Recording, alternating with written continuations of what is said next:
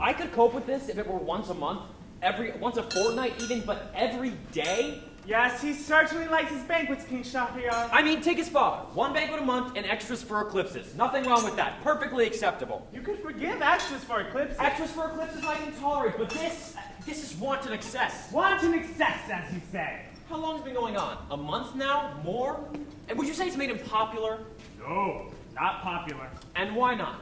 Does it have something to do with his wanton excess? It does have something to do with that, yes. It is also not unrelated to his freedom with the executioner's scimitar. Ah, the scimitar. I've lost count of the wives he's had executed. 38. What? 38. How did you know that? It's right here in today's paper.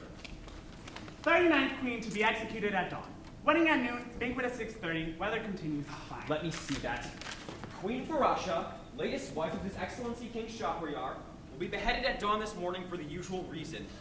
The usual reason? Yes, you know. Humor me. Fill me in for the benefit of the public at large. Oh, I see. This is a dramatic device, isn't it? Right. Well, it all started when the king married what turned out to be his first wife. The new couple enjoyed 12 months of connubial bliss, and then one day he came home to find his wife in the embraces of another man. He had his wife and her lover executed on the spot. And that really should have been the end of it. But it wasn't even the beginning of the end, was it? No, nor even the end of the beginning. More like the beginning of the end. Do you want me to go on? Now, possessed of the insane belief that every woman must be a deceiver. The serpent beneath the flower. Very good. He hit upon the crazed notion to marry a different virgin every day and have her beheaded the next morning. Before she could deceive him with another man. Get it? Got it. Good. Here we go.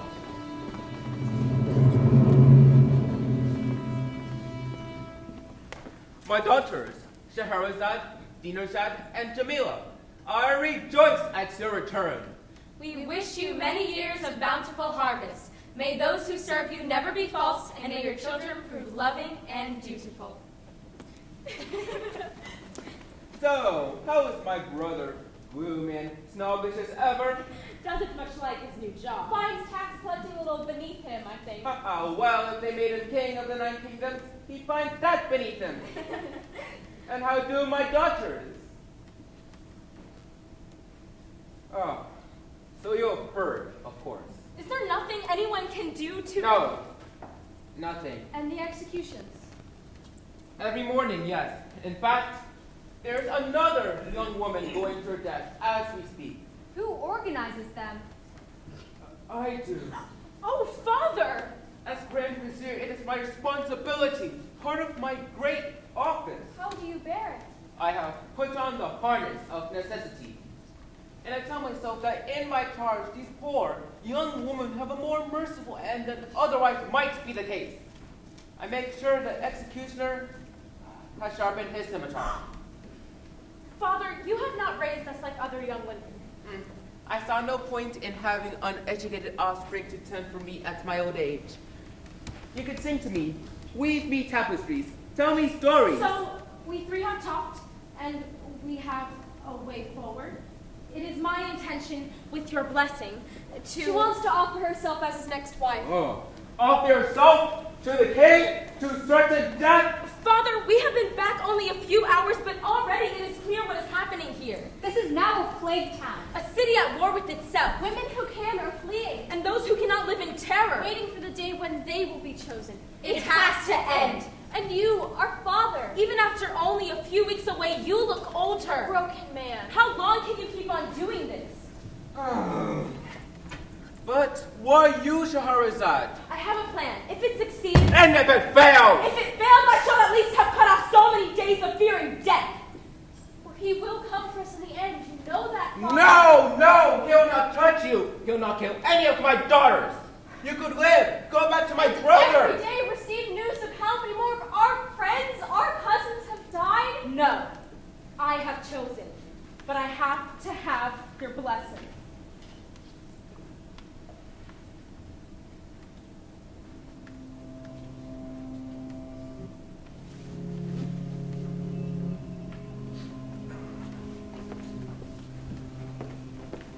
Man, she got some guts, that one. What's she going to do? Kill him, I bet. Plunge a concealed weapon into his unprepared and defenseless torso. Ha!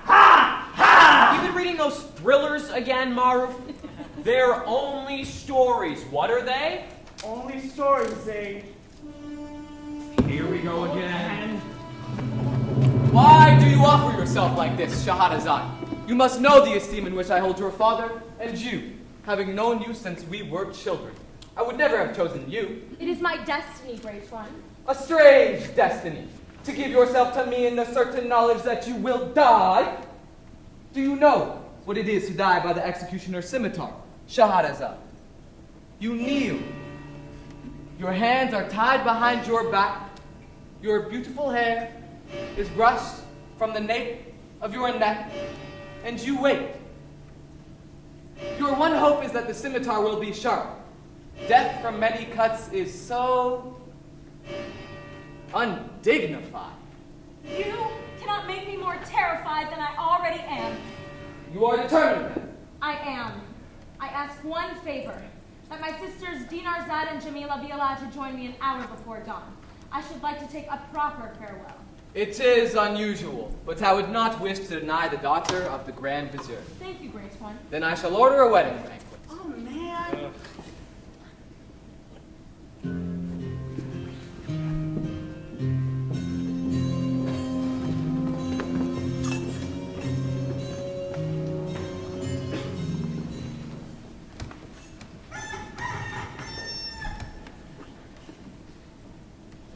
But how did he escape, sister?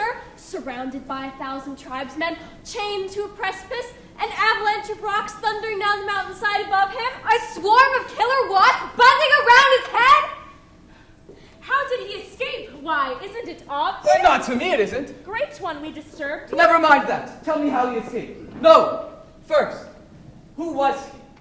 Where did he come from? No, did you say killer wasps? Confound it! All right. Silence that dreadful bell. I spare your life until tomorrow, but only on condition you tell me the story. Which story, Great One? The one about the wasps. No. The tribesmen and the... No! The precipice and the... I don't know. If your excellency would sit, I shall begin a story of gold, cunning, and avarice. It is called The Tale of Alibaba and the 40 Thieves.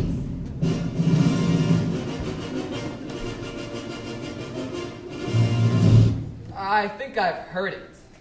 But not the way I shall tell it, O husband. Your husband? Where? Ah, me. Yes, I'd forgotten, I suppose. There were once, O husband, 2 brothers of Persia. Their names were Qasim and Alibaba. Neither was rich, but the older brother Qasim married a wealthy heiress, while the younger Alibaba found a wife as poor as himself. But one day, when Alibaba was in the woods collecting firewood to sell at the marketplace, he made a discovery that was to change his life. A dust cloud? Must be a merchant caravan, or the king's cavalry, but why would they be coming this way? Well, they're not the cavalry, that's certain. And I'm not quite sure I like the looks of... Perhaps discretion would be the better part of that. To attention, my 40 thieves! Yes, My splendid men! To the cave! To the cave!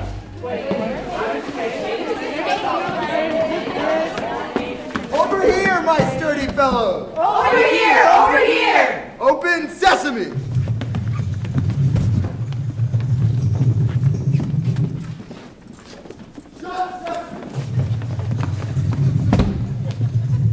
Oh my goodness!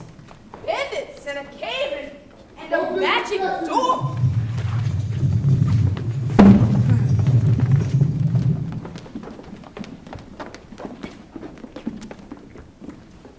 Shut, sesame! Our earnings will be safe until our return, my bold companions in arms. Do we get this sherbet now? As much as you can drink, my light-fingered little chappies, for you are the 40 thieves! Boo! Boo! Yakata!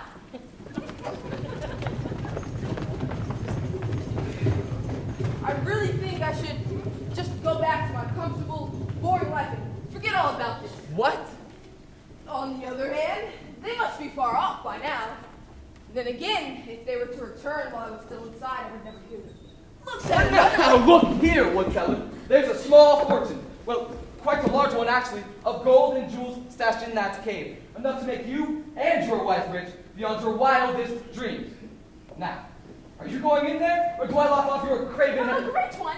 It is a story. What? He is a character. Well, I know that, but You cannot change it. What will be, will be. I am King Shahryar. I can do what I like. To me, to him, to 100 wives, yes. But you cannot change the story.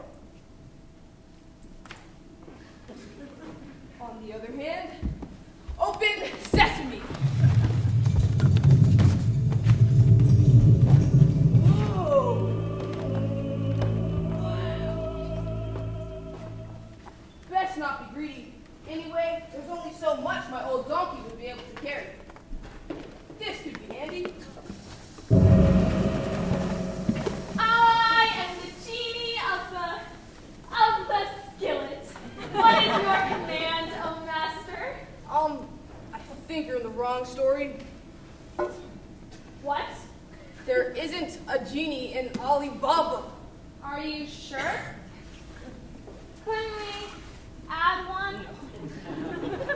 Genie, not Baba. Are you sure you're a real genie? Yes. Why? I somehow pictured genies as taller. I'm a teeny genie.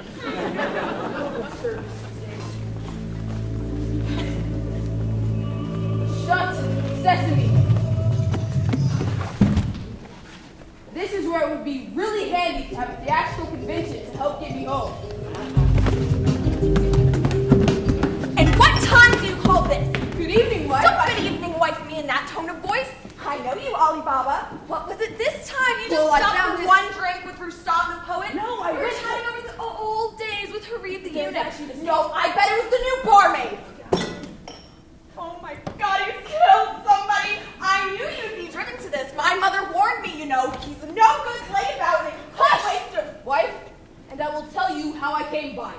So Alibaba told his wife about the cloud of dust, The robber captain. the magic doors, and the 40 thieves. Did you hear something? Probably the neighbors. Now, I want to deposit this gold in different banks across the city, but first we have to see how much it weighs. My sister-in-law. What about her? She just got some new scales for that gorgeous custom kitchen of hers.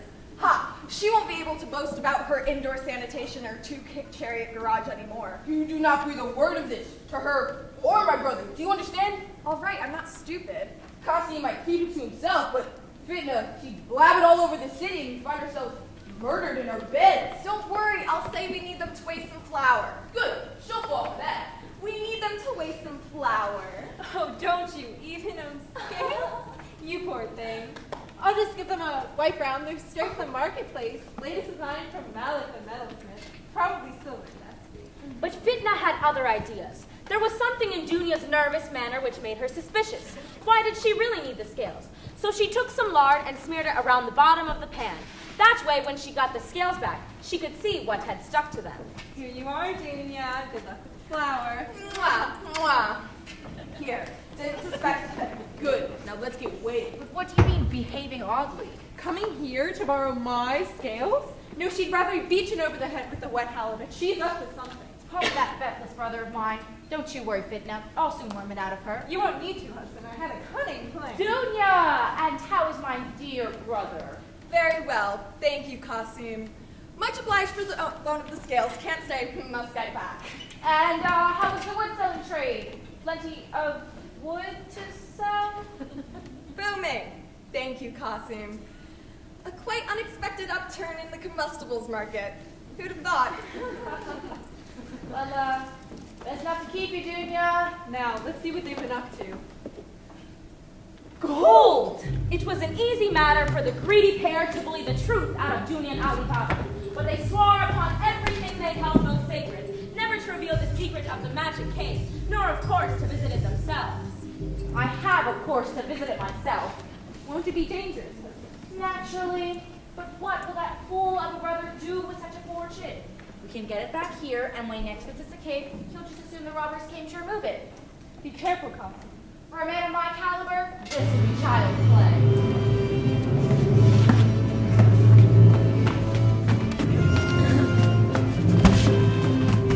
Open sesame.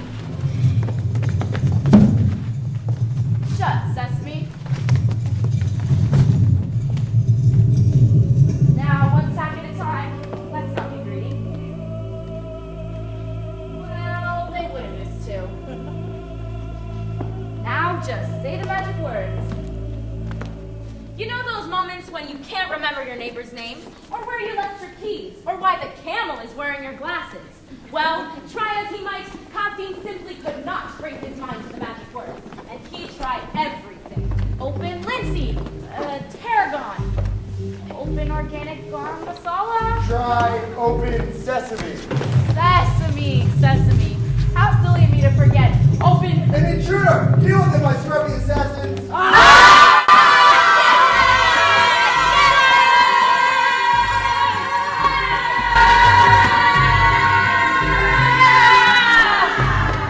Whoops. Ah, right. A little excessive, my merry, if over-enthusiastic men. What do we do with the bits? Bury them! Yes, bury them! Leave them full of vultures! Yes, leave them for the vultures! Some to the seer, the taxidermist. Yes, sell them to the seer, the taxidermist! Or her, the pie lady. Or harm them! Ew!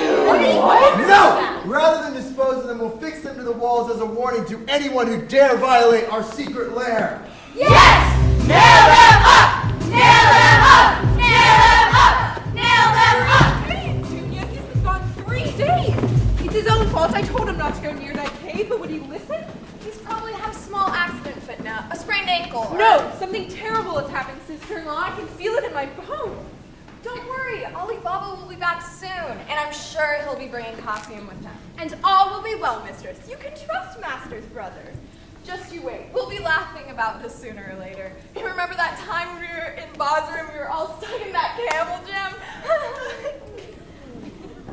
He's dead, isn't he? I'm sorry, Fitna. The robbers must have surprised him. He had a mercifully quick ending. I must see him. No. No, sister. Let Marjana clean his body and lay him out as is fitting.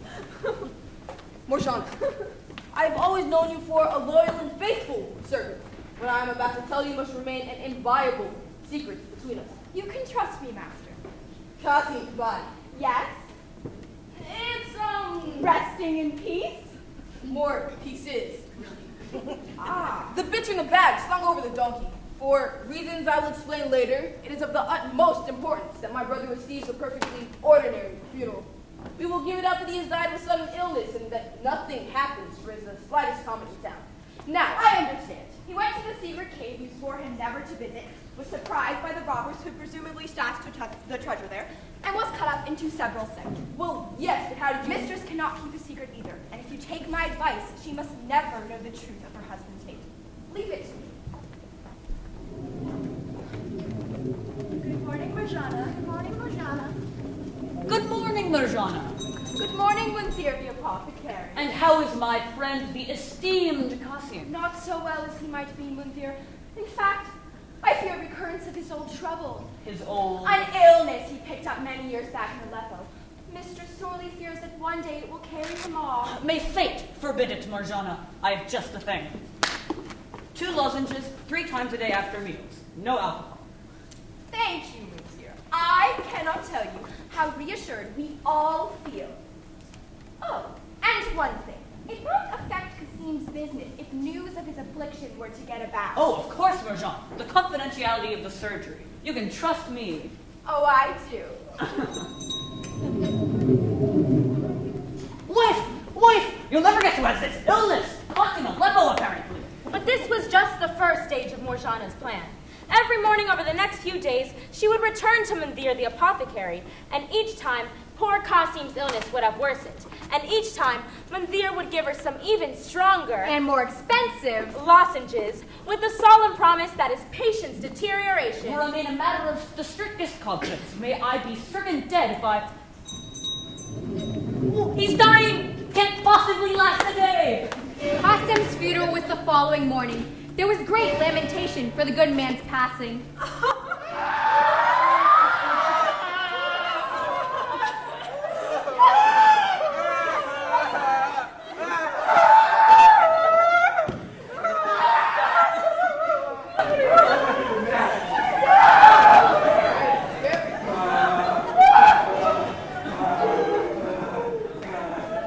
Do you know me, cobbler? No. So much the better. Now this has to be for something of dubious legality? It's for an hour's honest work with your needle and thread. As I thought. Honest, but secret. Ah, secret, all right. When? How? Where? When? Now, before your neighbors are awake. How?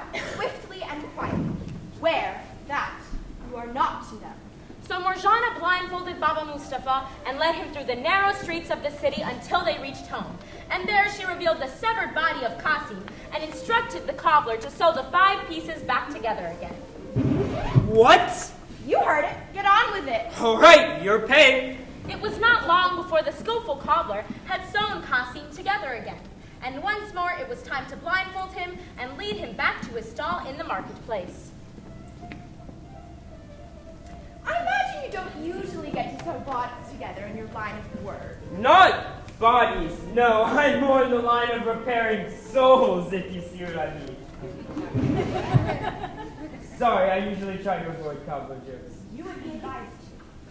But it boots not every time I open my mouth. Sorry. Are we nearly there yet? Really are an extremely irritating old man, you know. Now, not a word, remember? You can trust me. In this manner, Qasim's melancholy death was concealed and hushed up between Alibaba, his wife Dunya, Qasim's widow Pitta, And the clever servant Marjana. with so much contrivance that nobody in the city had the least suspicion of its true cause. Excellent, excellent. However, it is And time. that might have been the end of the story, O great one, had it not been for... Of course, the 40 thieves. What was that? Probably the camels. Ah, indeed. Carry on. As you say, wise one, had it not been for... Revenge! Revenge! Revenge, my shabbily attired wronged one! But who do we cut off this time, Chief? Hamid, whom? We might be savage, merciless bandits who dissect our enemies and nail their severed remains to the cave walls, but there are no excuses for lapses in grammar! So, whom? Plainly, our thief and accomplice. Your mission, Hamid, is to go into town and make enquiries. Right, Chief. What about? I beg your pardon? Oh, about what, Chief? About any mysterious deaths in the past week, any hasty funeral, even in 5 pieces, our intruder has to be buried somewhere. Will I meet you back here, Chief? No! We'll reconnoiter in our mountain lair. Lest I witness it. No, Hamid! Fewer! So It's fewer for number and less for quantity. So Hamid journeyed into town and arrived at dawn, coincidentally at the same time that Baba Mustafa was in the habit of opening his shop. Morning. Morning. Must be tiring work. Mm-hmm. But I bet nothing gets past you, eh? I bet your eyes are pretty sharp. Sharp? I'll say they're sharp. You won't believe this, but I sewed a body together by lamplight the other night. A body? Mm-hmm. In 5 pieces it was. Of course, I was sworn to secrecy. Oh, I bet you were, but I wager you could remember where you did it. They blindfolded me. Mind you, Yes. if encouraged, I might be able to lead you there. Right, now blindfold me like last time, and I bet I can find the door. Excellent. Yes, we cobblers have our moments. Of course, I'm not accustomed to sewing bodies. Normally, I'm a mender of souls. I imagine you would like to return alive. Understood. Good. The cobbler was no fool, and it was not long before he led Hamid to the very door where Marjana had taken him only a few days earlier. This is it. You sure? Of course I'm sure. Not this one or this one? Right. That'll do it. Are we nearly there yet? Shut up.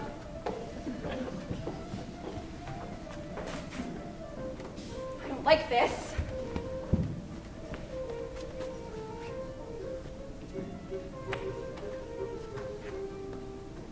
By nightfall, all was quiet in the street where stood the dead Qasim's house, in which now lived Qasim's widow Fitna, Alibaba, his wife Dunya, And his son Karim. Wait a minute. You didn't mention a son before. He hasn't been important before. and his son Karim, not forgetting Marjana, the ever-resourceful servant, for only she knew the danger in which they all now stood. Right along here, Chief. The door is marked with us. Cross, Hamid. Angry with Hamid for bungling the operation, Abu Zar sent a second henchman the following day to question Baba Mustafa and place a mark on the right door. And, as before, Marjana foiled their plans by chalking crosses on all the doors in the street. This went on for 38 days, until Abu Zar, tired of his underlings' incompetence, took on the mission himself. Of course, I'm not accustomed to sewing bodies. Normally, I'm a mender of souls. But Abu Zar did not trust the chalk marks, and instead stood in front of the door for almost an hour, noting every scratch and dent, every dirt mark, Every unsightly malformation. Do you mind? until he was certain that he would remember it again. Have you done as I ordered? Yes, Chief, you betcha! Where are the jars? Down the street, one jar for the each of us. Nice and empty. Excellent. Any questions? Yes, Chief. Why are we called the 40 Thieves? Oh, There are only 10 of us. I'm rounding up. Now go ahead until I call you. I'll wait here until I'm gone. So Abu Zar waited until dawn, when he knew the owner of the house would appear, and the cunning robber captain told Alibaba that he was an oil merchant in need of a night's lodgings and a safe place to store his merchandise, 40 jars of oil, to which the generous, hospitable, and unsuspecting Alibaba offered the oil merchant a night's lodging in his own home and the use of his courtyard for his 40 jars of oil. He's a merchant, Marjana. An oil merchant on the Atlantic coast. Couldn't he have just stayed in an inn? I suppose, but we can afford to accommodate him, and I would like for you to treat him as our guest. Lie on the ledge, my Vince. I'll slay a ghost. Lovely. Lay all the lamps. Well, if he's an oil merchant, he's not going to mix any oil. Is it time? Is it time? No, not yet.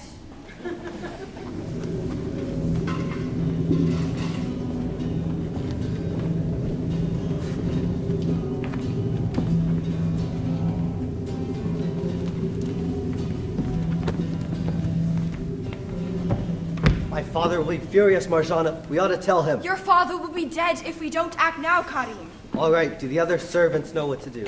The oil is boiling. They know what to do.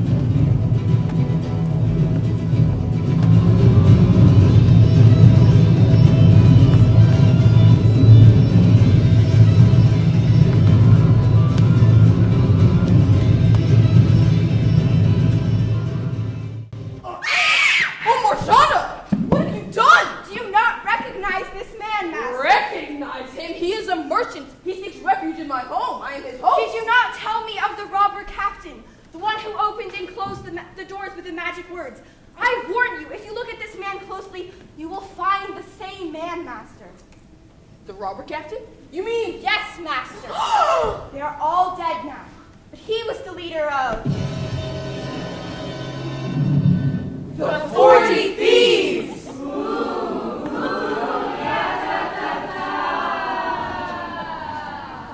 Did you hear something? just the offstage chorus, master. So the trusty and courageous Marjana saved her master's life, for which Alibaba was so grateful that he gave her his son in marriage. For there is no gift for a man so great as the companionship of a courageous, witty, and virtuous woman.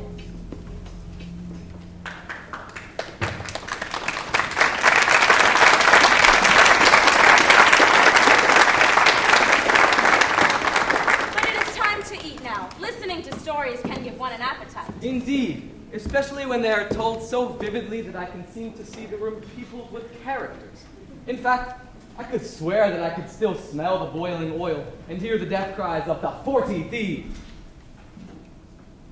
Ah, well, Let us to dinner and then bed. Though I suspect you will have another story for me when dawn comes, Shahrazad. Is it not so? As your excellency wishes. It had better be good.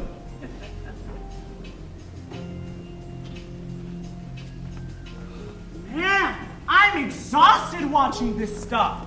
The suspense is killing me. It's like one of those comic papyruses. Will Scheherazade keep King Shahryar interested long enough that he forgets he's supposed to be killing her? Don't worry about it. It's none of our business. Lights. Sound cue. Light cue. You know, I don't know what it is, but I'm not getting a refreshing night's sleep these days. Day 2, the King's Palace. So, I'm told you have a story for us, Maru. Oh, yes. Oh, no. It's called Abu Hassan and the Historic Fart! What? You can't say that. Say what? Fart. You can't say it. You did. Why not? I don't know. You just can't. But it's the title. The traditional, original, ancient title going right back to right.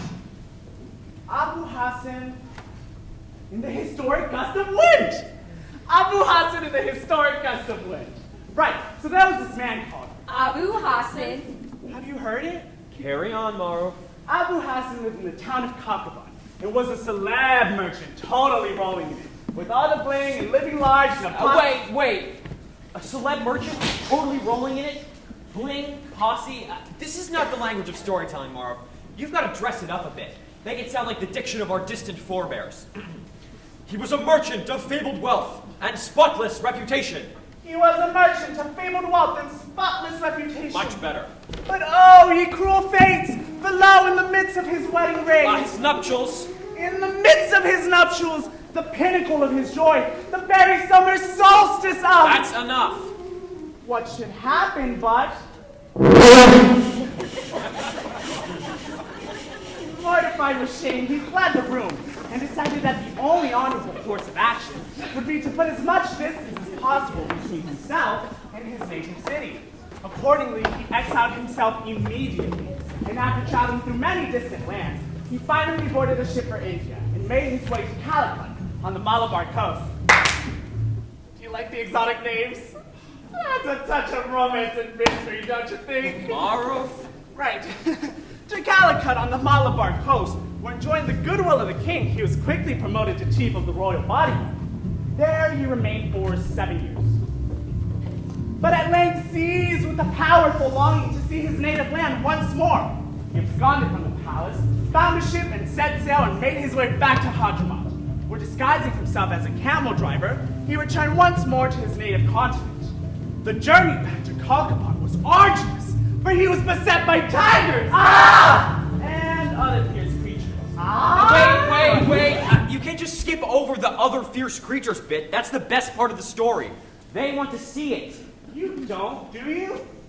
Yeah. Oh, then. First, remember the 40 thieves? Oh, no! Well, in stories, nobody really dies! We are the 40 thieves! Pirates, pirates! We are the 40 pirates! Boo hoo, yes, ta! Arr! You're the 40 thieves, aren't you? All right! We've rebranded. What? Rebranded, following the unfortunate jars of boiling oil fiasco. My comrades expelled their corrupt and incompetent leadership and reformed as a workers' cooperative. Yeah! And submitting to the imperatives of economic forces amid a capitalist-induced global recession, have voted to diversify into the field of marine acquisitions and redistribution. Marine acquisitions and redistributions. Thank you, brothers. Consistent, moreover, with our committee-drafted mission statement, we are now Freebooters are us! Still doing business as the 40 thieves, still rounding up. Thank you, my artistically arrayed comrade. And now, back to the cave! Ship! Fast and belay! Boo hoo, yes, ta! Arr! You! Now that was a close one.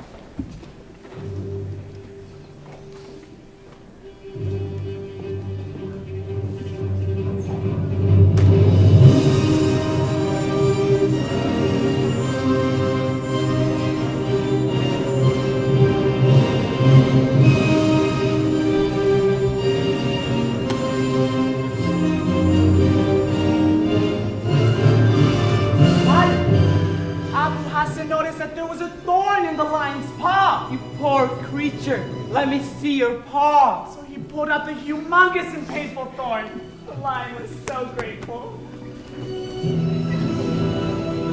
These things tend to come in threes, don't they? Fortunately, Sinbad has taken care of the terrifying bird, the giant rock. Otherwise...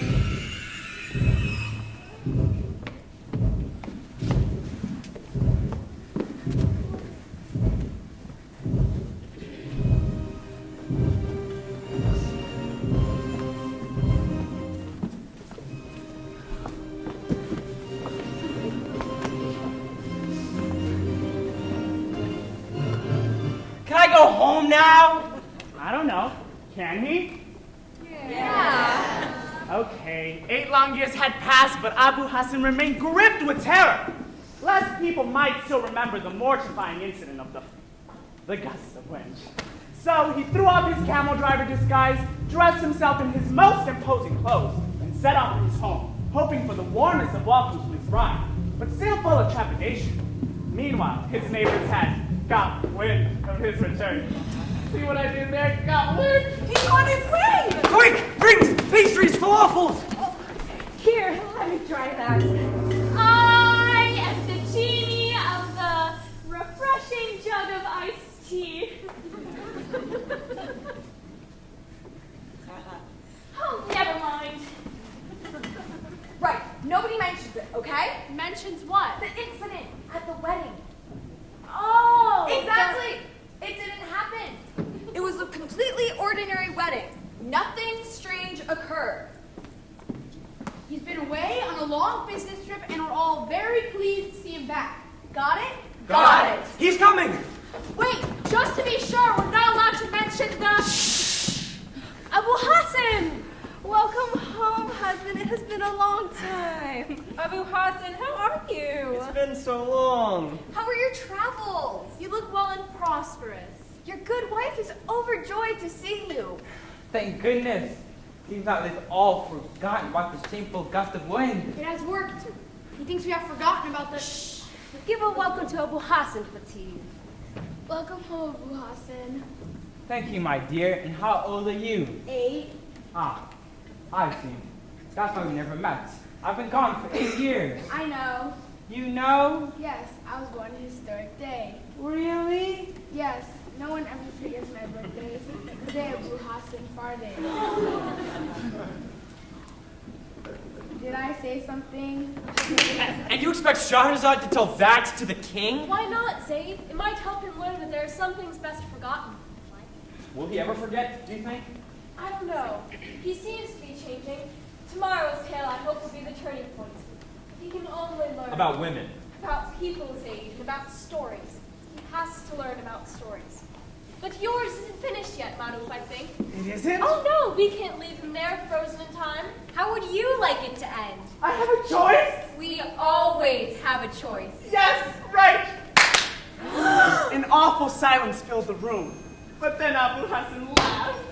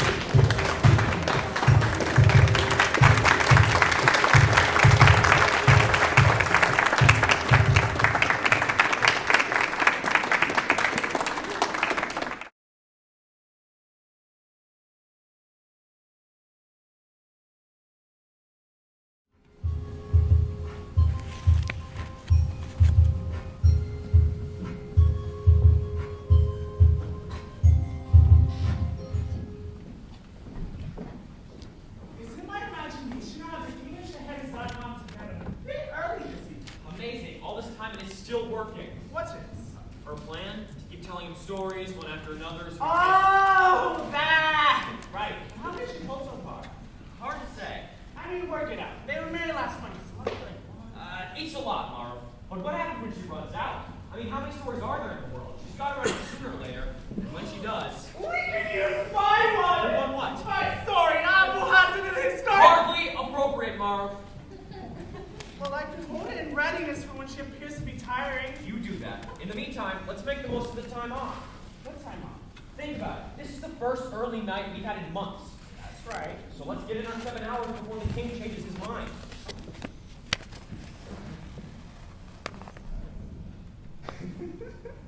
I was just thinking about my story. You know, what about the Good night, Saeed.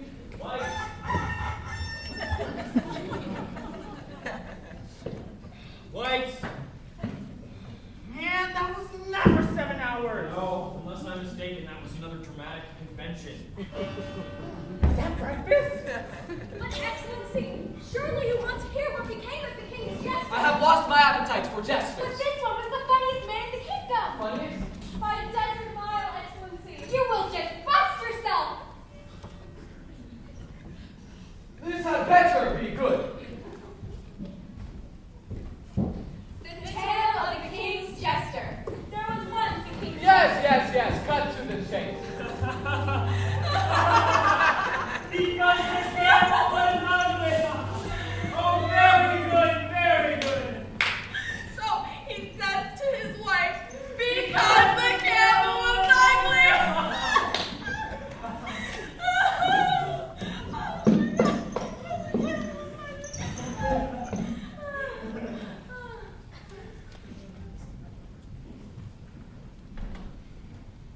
He's dead. What?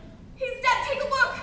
Oh, disaster! This is the king's jester. Don't say we murdered him. What do we do? Get rid of the body. Get rid of. What do you mean? Get What rid I said, get rid of it. You can't go strolling around Gaza with the body tucked under your arms. Take him to the doctor. It's a bit late for a Oh, let me drop him outside the doctor's house. You're mad!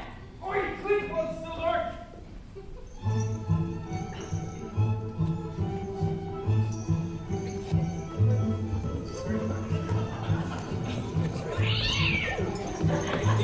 So sorry. Excuse me.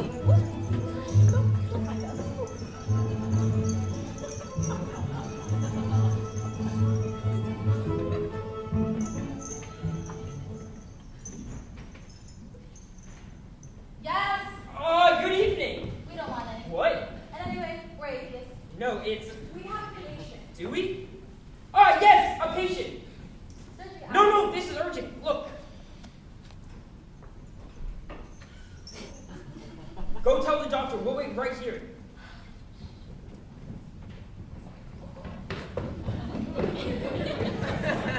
But you did tell them that surgery hours were holy cabooses. He's dead. I'm not surprised. He didn't look well. No, I killed him when I opened the door. He must have cracked his skull on the stone floor. What rotten luck. Just as I'm establishing myself, this has to happen. And I bet he didn't even have health insurance. Get rid of him. What? That's what I do. Get rid of him. Get rid of him? I'm a doctor. Think of my reputation. Think of the Hippocratic oath. Oh, all right, where? I have a cunning plan, my lord. You know your neighbors, the English merchants? We could drag the body upstairs and onto the roof. And what, catapult him into the next door garden? No. We might miss. Lower him down, please. So that's what they did. Be careful.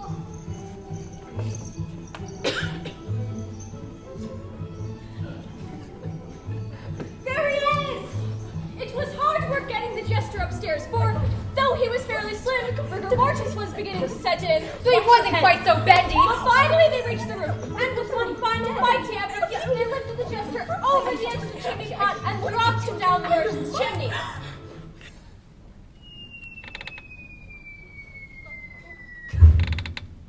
As luck would have it, the jester was crumbling on a heap on the floor, caught on a prop hanger in the fireplace, and nearly knocked upright right where he had landed. That is why, in the gloom of the ill-lit house, the merchant's error was forgivable. I think it came from your bedroom, sir. sir. A housebreaker owl warrant. Let me at him, T-Best. Aha! So you think you can rob me, do you? Well, guess what? I'll show away with these. Get up, you scoundrel! Take your beating like a man! Sir. What is it, T-Best? I think he's deceased, sir. What? Dead, sir. Suffered off this mortal coil. By Jove! You're right! This is national precious. Would you like me to call the lot? Yes. No! G-Mess, if this gets out, it could be voted off the Camel Club Committee! Yes, sir. I believe I have a device to make all well.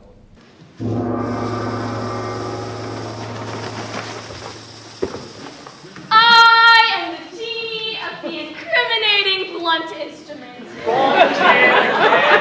Of course it is. You were saying? Dawn is approaching, sir. I suggest we simply deposit the body in the marketplace, and when the market traders arrive to open their stalls, they'll discover the body and assume it's been set upon by night thieves and killed for his purse. Thank you, G-Mess. You saved the day yet again. I do my best to give satisfaction. So the poor jester continued his nighttime wanderings, this time adorning a lamppost in the marketplace. But it was not the market traders who were to find the body, for fate had ordained that yet another person's life was to be entwined with that of the now lifeless jester. Got it!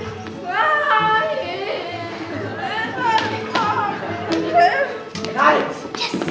Pickpocket! Thief! Summon the watchman! Here's one. I got you, you scoundrel. You thought you could take from me. Give it back! Give it back now! Now, what's this? Hold on there, sir. Let go. Oh dear. Can you explain to me why you were choking this man, sir? What man? This dead man, sir.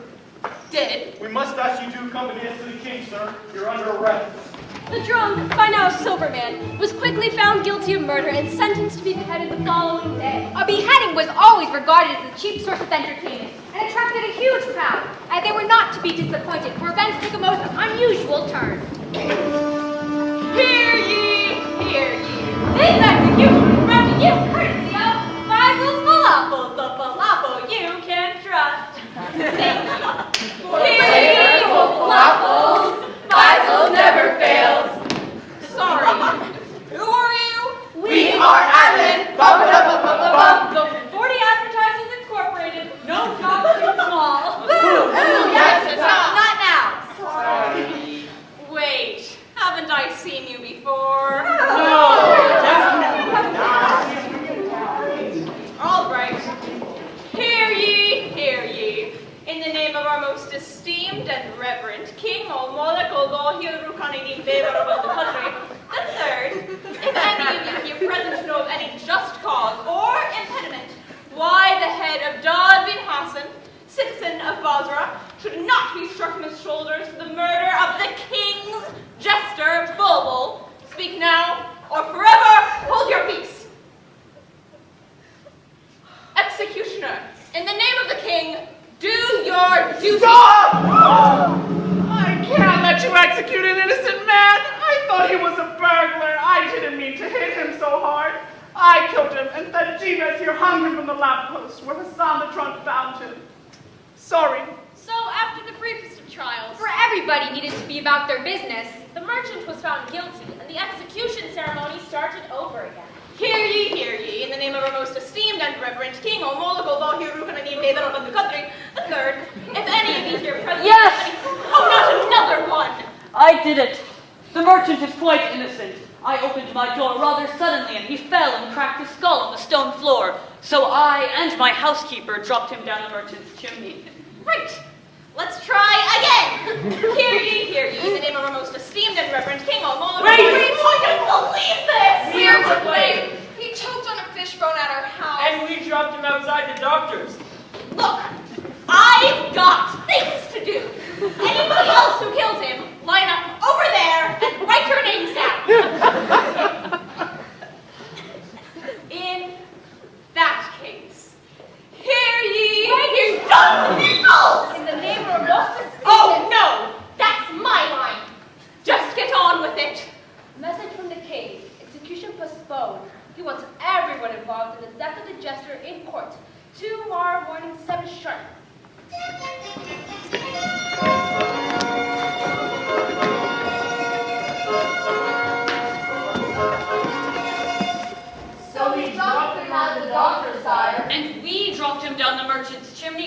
where I gave him a sound beating and my man hung him from a lamppost. If it please your wonderfulness. And I feel like I missed something. He wasn't dead at all. Okay. I just had the most ridiculous dream. Anybody want to hear the one about the ugly camel? Wonderful, wonderful. Did anyone ever hear a better story than that? Ah, Your Highness. And who are you? Shahrazad, esteemed King Afternoon, wife of King Shahryar. Yes. I've heard of him. Wait a minute. I'm getting very confused here.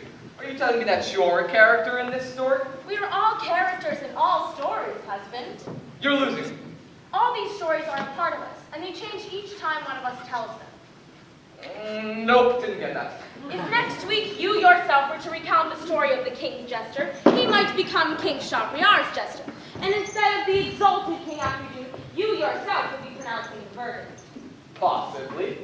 As it is, I am telling the story, so I have placed myself in it. But it's just that... Would you two possibly sort this out later? Forgive me, fellow King Afridu. You were about to tell me, Shahrazad, of a story better than the one we have just heard. Proceed. I would be pleased to, Your Highness. But as you see, the moon is up and it is bedtime. Tomorrow, if it pleases you, you will have your story.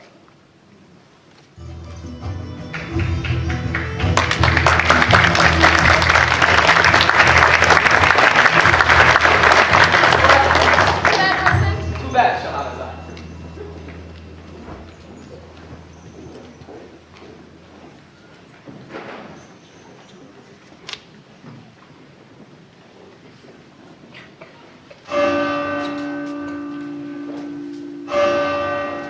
So, an even better story than that of the king's jester. Not today, thank you.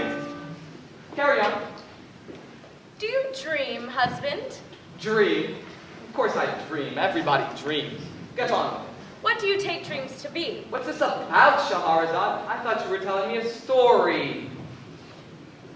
All right.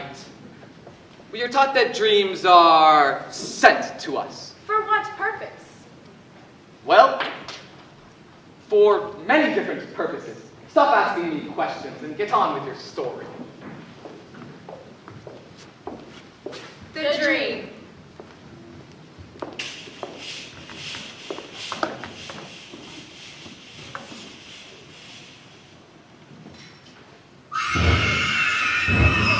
No, no,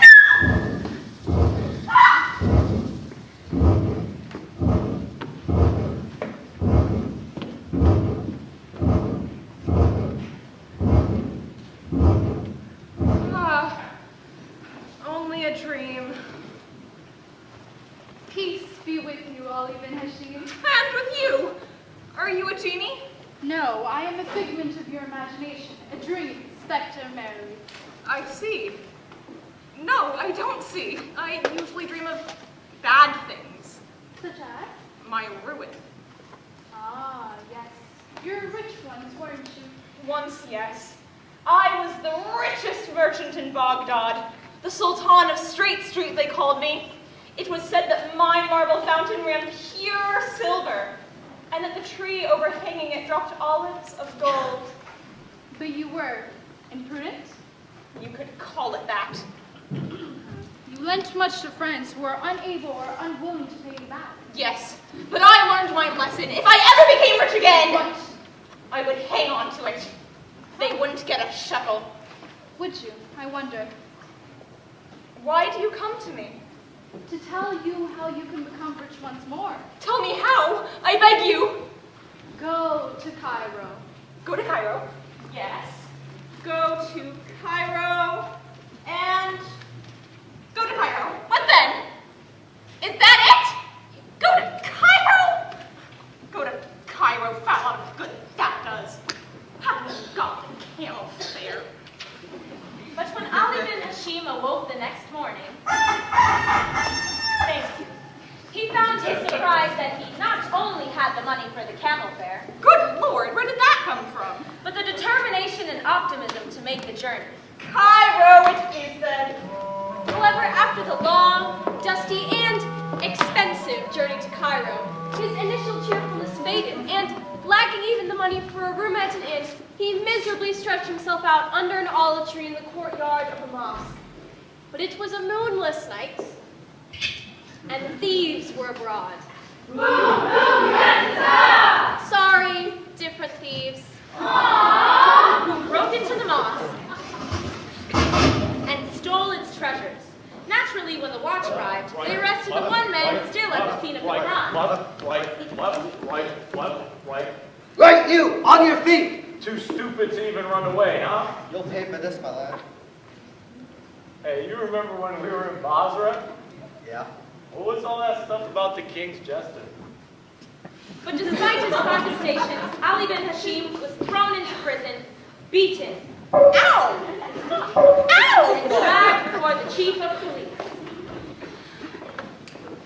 So, tell me again.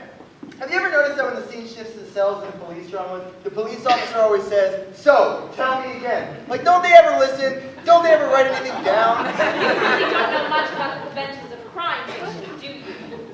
So, tell me again. What were you doing in the mosque in the middle of the night? I told you I had a dream. A dream? Yes, in which a figure appeared to me and said, "Go to Cairo." So just like that, you came to Cairo because of a dream? This is so implausible, it just might be true. Listen, Ali bin Hashim, dreams are just dreams. Left, right, They don't left, mean anything. right, I can see that now. I mean, I have this dream all the time. Would you like to hear it? No, thanks. Well, I'm walking down this street, this straight street in Baghdad, and I come upon this merchant's house, and I open the gate, and there's this marble fountain, beautiful, shaded by an olive tree, and this voice calls out, "Didan Wazir." That's me. "Didan Wazir, dig under the olive tree, and you will find what you will find." And what did you find? No idea. That's where I wake up. I have this theory that the dream is meant for someone else. You know, the dream people got their wires crossed or whatever. But anyways, Ali bin Hashim, sorry about the beating, easily done. Faults on both sides, no doubt. But here's 10 dinars to get you the first available camel train back to Baghdad. But no more of this dreaming malarkey, eh? Go to Cairo. So Ali bin Hashim returned to Baghdad, went directly to Straight Street, entered his courtyard with a bubbling fountain, took a shovel, and dug under his olive tree.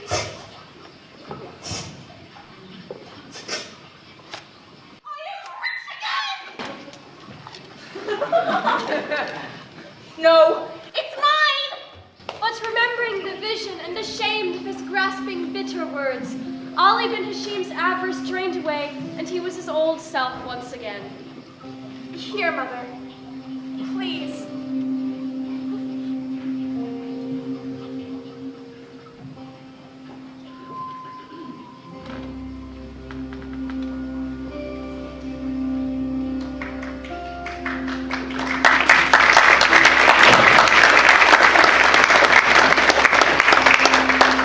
It is a pleasing story. It is an encouraging story, husband.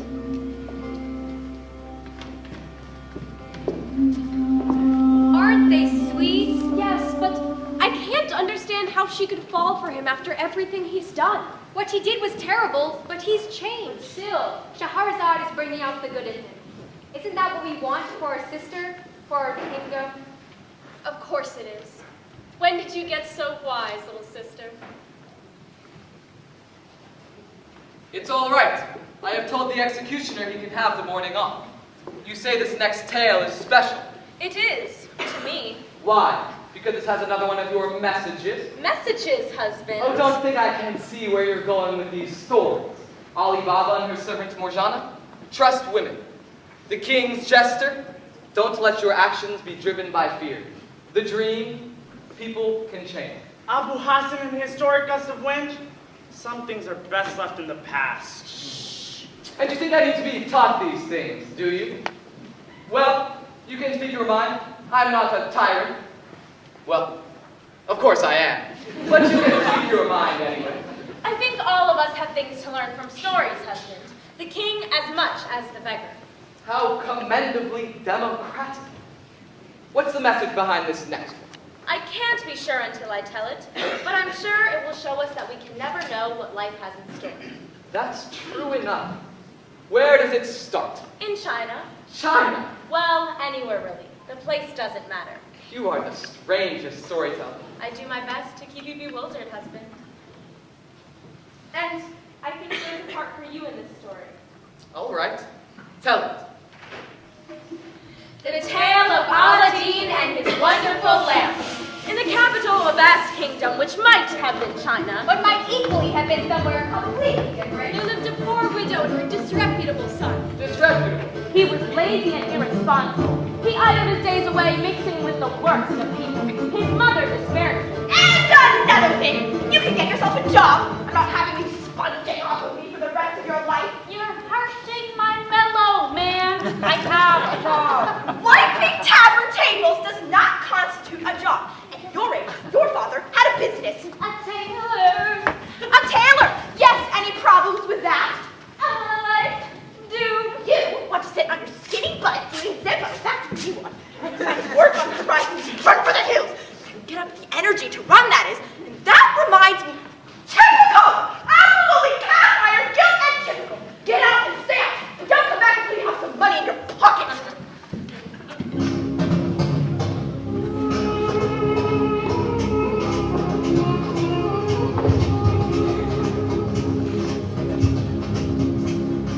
Someone in here looking for you earlier. Yeah. Funny type. Mm-hmm. Foreigner, I'd say. Said you were a relative. Something to do with your father? Did he look as if he was loaded by any chance? See for yourself. Here he is. It can't be.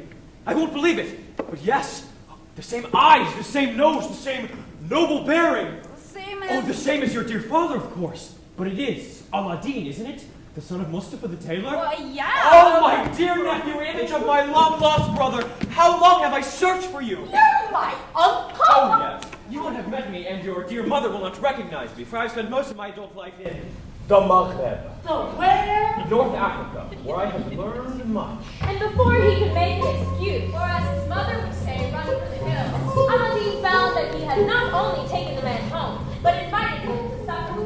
The where? The Maghreb, North Africa, where I have learned much and amassed something of a fortune.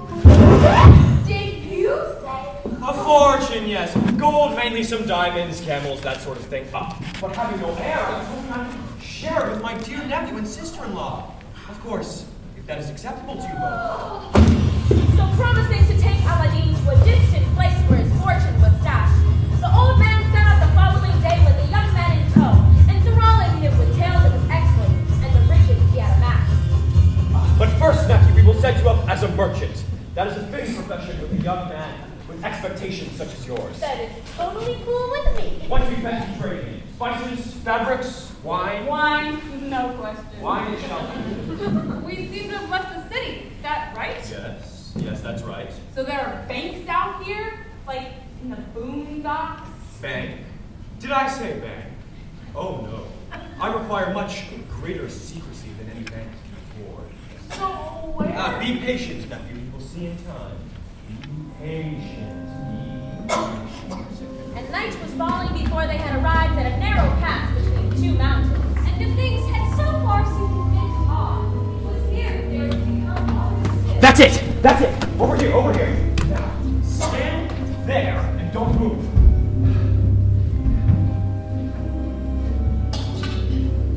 Parlez-vous français?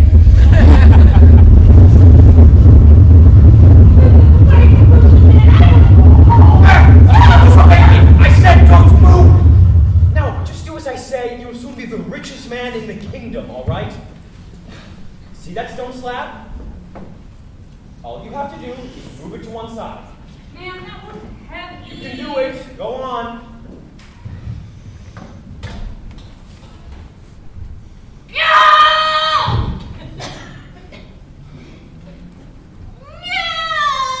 Oh man, it weighs a ton. Can you give me a hand? No!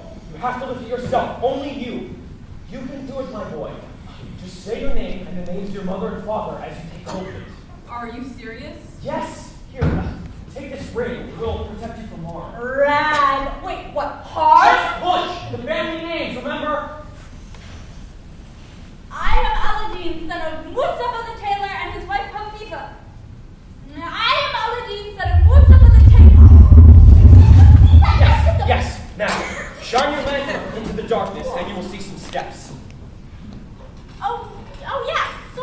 Climb down, and when you're at the bottom, I will tell you what to look for. I don't know if I all night.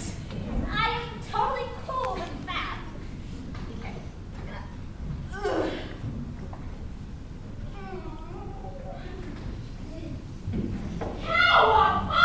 What do you see? Wonderful things here. Jewels and Trash! You can ignore all that. Just do as I say. Ignore it, I said. It has a powerful spell laid upon it. Touch it and you will die in an instant. He was lying.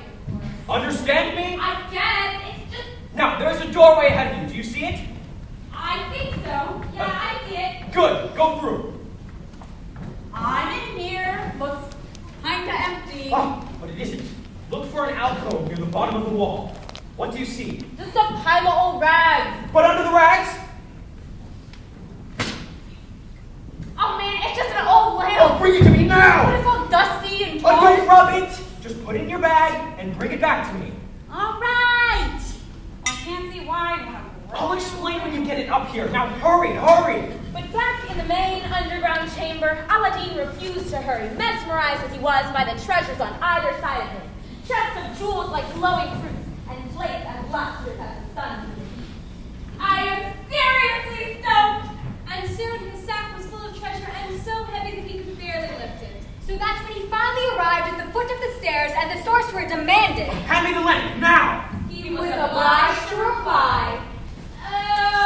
Bit tricky, dude. It's at the bottom of the sack, What? which is now mega full. Of what? Other stuff. You stupid child! Whoa! No need for rudeness there.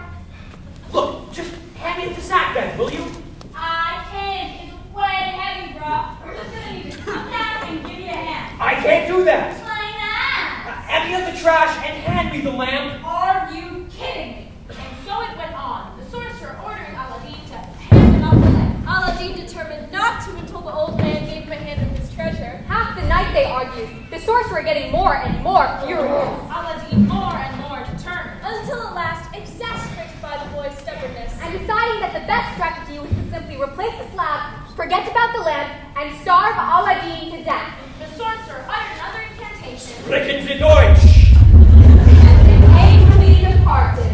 that should have been the end of Aladdin, but the man who thought he had destroyed him had also given him the means of life. 2 days passed. Aladdin now faint from want of food. His mouth parched from lack of water. When for the first time since childhood, fearing lest he should be slipping away into the shadows of death, Aladdin decided to pray. And as he cleaned his hands, He inadvertently rubbed the ring that the sorcerer had given him.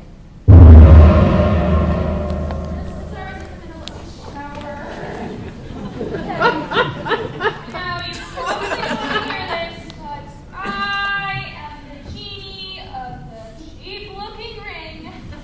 What is your command, oh master? All right, just thought I'd ask. My command? My command is to get me out of this place. Really? I'm gonna heard stories. Well, in that case. And at once the earth had parted, and Aladdin found himself in the very place where the sorcerer had left his sack of treasure in his hand, and finding the sorcerer gone, he set off back to the city, where his doting mother, who had been worried night and day, was delighted to see him. Treasure? What treasure? And where's your uncle? Ma, that dude is no way my uncle. Listen up. So Aladdin told his mother all about the sorcerer's incantation, the heavy slab, the cavern full of jewels and plates, the teeny genie of the ring, and the battered, old, dusty lamp that the sorcerer was so keen to get his hands on. Lamp? What lamp? This lamp. That's just a piece of old tack. Look at the fail. Oh, you might not want to do that. I am the servant of the lamp. What is your will? Mortal. Although terrified of the two genies, Aladdin's mother agreed to keep the ring and the lamp in the house, so long as they were never used. And Hafida and her son quickly became rich by selling some of the silver plate. Thus, in the months that followed, they prospered. The mother happy because she could eat well and dress finely. Aladdin happy because he didn't have to get a job. And they thrived in this blessed condition until one day when Aladdin was leaving the tavern, Where he was now most a welcome customer, he heard an excited murmur from the direction of the marketplace. where a crowd had gathered round the town crier. Wait a minute! Who are you? Extras. Says right here. Enter a crowd murmuring in excitement. Diversifying in response to a volatile advertising market, we have joined the acting profession. The 40 Actors Limited, specializing in adding local color, background, murmuring, and milling about. Yup, that's us. Now, darlings, do what you're best at. Hear ye. Let it be understood that the Princess Mother of the Door, Moon of Moons, will visit the royal bathhouse within 1 minute of the end of this announcement. Shops are to be closed, houses shut up, streets evacuated, for no man or woman shall be permitted to gaze upon the princess's ineffable loveliness.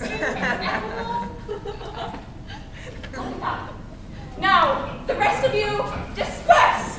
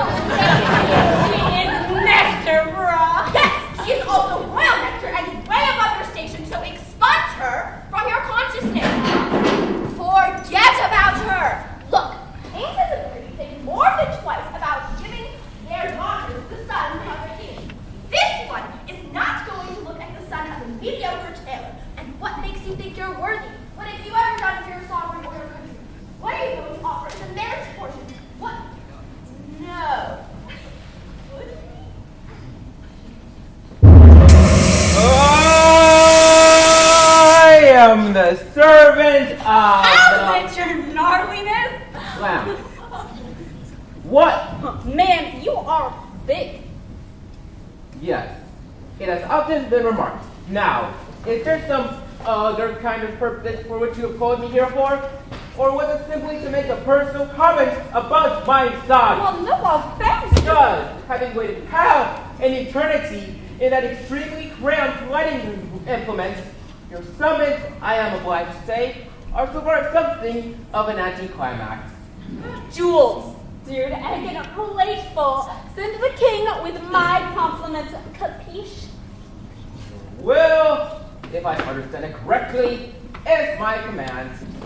Powers the size of a black hole, and I get asked to deliver a plate of bubbles. But now, dude, in time for...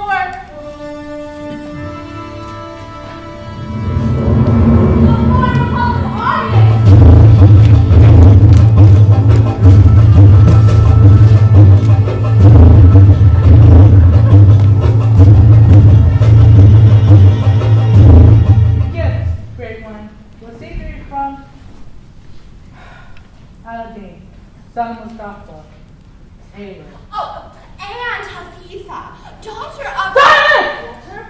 The great one. Of course, I can see. So Aladdin's mother told the king about her son's love for the princess, but cared not to reveal the magical source of their family's wealth. And the king said, Can there be anything more precious on this earth? Is this gift not worthy of my daughter? And should I not give it to whoever values her as such a price? Woman, go to your son. Tell him I took his dowry. My daughter shall be his bride. The wedding will be this very night. Bet. A good ending, though. yes, husband? It does not seem quite right that the princess, whom I should like to point out has never even met Aladdin. But surely that is unimportant. The marriage contract is between the parents. Indeed. Indeed, yes.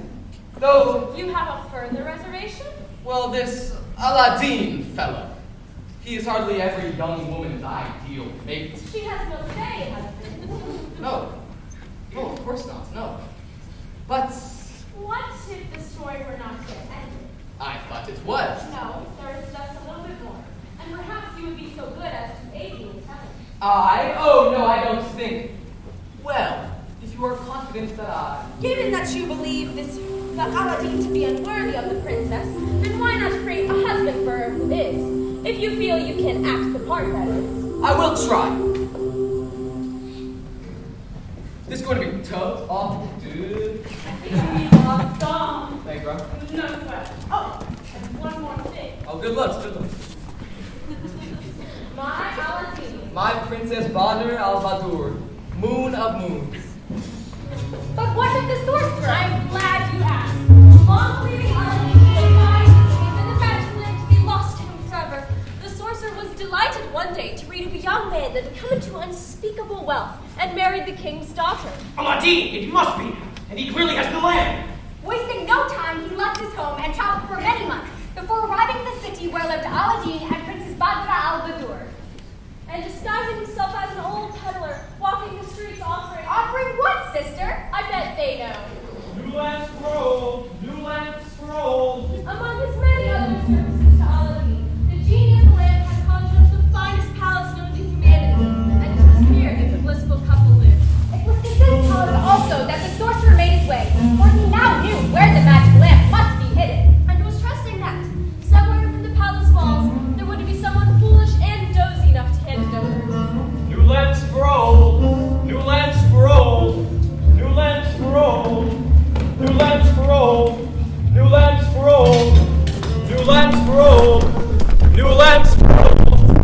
New lamp scroll! Here, wait! And so it came to pass. Who could have foretold that after all these years it would be so easy?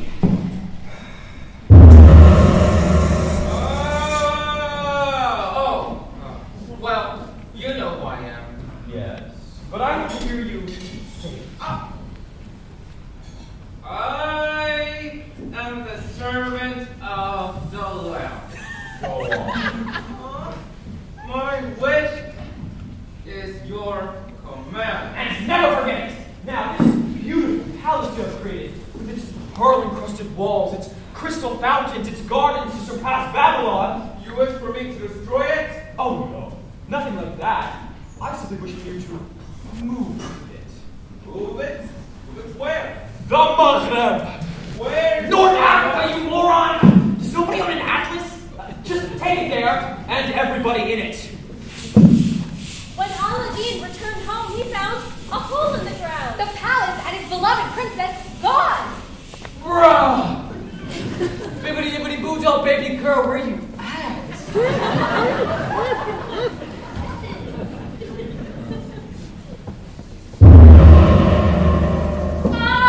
Oh dear, you don't look so good. Genie, some sorcerer has stolen the palace and abducted the princess. Get it back, I implore you. Master, I would if I could, but I am merely the servant of the ring. You must ask the servant of the lamp, you know. The big one. Anyways, what I could do is take you there, Where? wherever the palace is now. Oh, I know who's responsible for this, and he'll have taken it to the Maghreb. Where's the... Never mind, just set me under my dear wife's window and we'll sort out the geography later. So the genie did as he had promised, Pinpointing the Maghreb by whatever location finding systems genies had in those days. and depositing Aladdin immediately below the captured princess's window.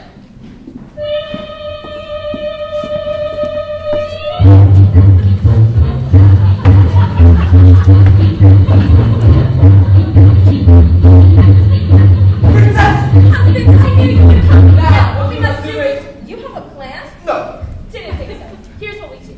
And the princess sent a note to the sorcerer. Who had been wooing her, for he wanted to make her his wife. Icky. Inviting him to have supper with her that very night. For, as she said, I am now resigned to never seeing my home again, and need a strong man to protect me. My dear. My country is custom for couples who have pledged their love to each other to drink each other's health by exchanging cups. I drink from yours and you from mine. What a charming observance. And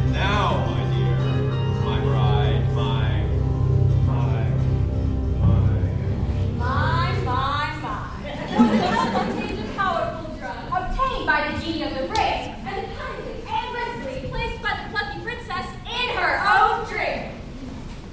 The sorcerer was stripped of his magic and sent back to the magnet. Where? And with the aid of the genie of And the the lamp, teeny genie of the ring.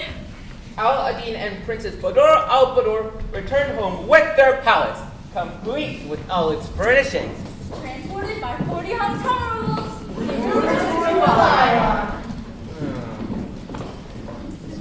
Where, after the passing of the king, they ruled together justly and wisely into their own debts many, many years later. So, husband, on your patience evermore attending, new joy waits on you. Here my tales have ended. What's she playing at? Taking a huge risk. Ending? I have told you tales for 1,001 nights, husband. Yes, wonderful tale. To keep myself alive. I can tell no more stories under these conditions. Under threat of death, you mean? Oh, Shahrazad, I thought I had learned so much from your stories, and I had failed to learn the simplest thing, how to let you know that I could never live without you. You have transformed me with your tales, your courage, And my faith in you.